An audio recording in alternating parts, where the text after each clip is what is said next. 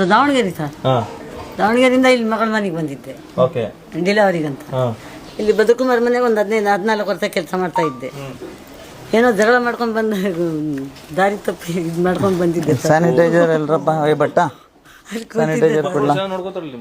ಮಕ್ಕಳಿದ್ದಾರೆ ಸರ್. ಇಲ್ಲಿ ಒಂದು ಮಗಳೈತೆ, ಒಂದು ಹೆಣ್ಣು ಒಂದು ಗಂಡು ಅಲ್ಲಿ ಊರಾಗಿದ್ದಾರೆ ದಾವಣಗೆರೆಯಾಗ. ಅಲ್ಲಿಂದ ಬಂದಿದ್ದೆ. ಗೊತ್ತಿಲ್ಲ, ಅವ್ರಿಗೆ ಗೊತ್ತಿಲ್ಲ ಸರ್, ಇಲ್ಲಿ ಮಗಳಿಗೆ ಗೊತ್ತು. ಅವಳು ಕೂಟ ಜಗಳ ಮಾಡ್ಕೊಂಡ್ ಬಂದಿದ್ನಲ್ಲ, ಅದಕ್ಕೆ ಬಂದಿಲ್ಲ ಸರ್. ಹಳೆಯ ಮಗಳು ಕೊಟ್ಟ ಜಗಳ ಮಾಡ್ಕೊಂಡ್ ಬಂದ್ಬಿಟ್ಟಿದ್ರಿ. ಹ್ಞೂ ಸರ್. ಮತ್ತೆ ನೋಡಕ್ಕೂ ಬಂದಿಲ್ಲ, ನಾನು ಹೋಗು ಇಲ್ಲ, ತಿಳಿಸೂ ಇಲ್ಲ ಸರ್. ಚೆನ್ನಾಗಿದ್ದೀನಿ ಸರ್. ತಾಯಿಗಿಂತ ಹೆಚ್ಚಾಗಿ ಪ್ರೀತಿ ಕೊಟ್ಟಿದ್ದಾರೆ. ಹೋಗ್ತೀನಿ ಅಂತ ಹೇಳ್ತೀನಿ, ಸಾರಿಗಿನ್ನು ಕೇಳಿಲ್ಲ.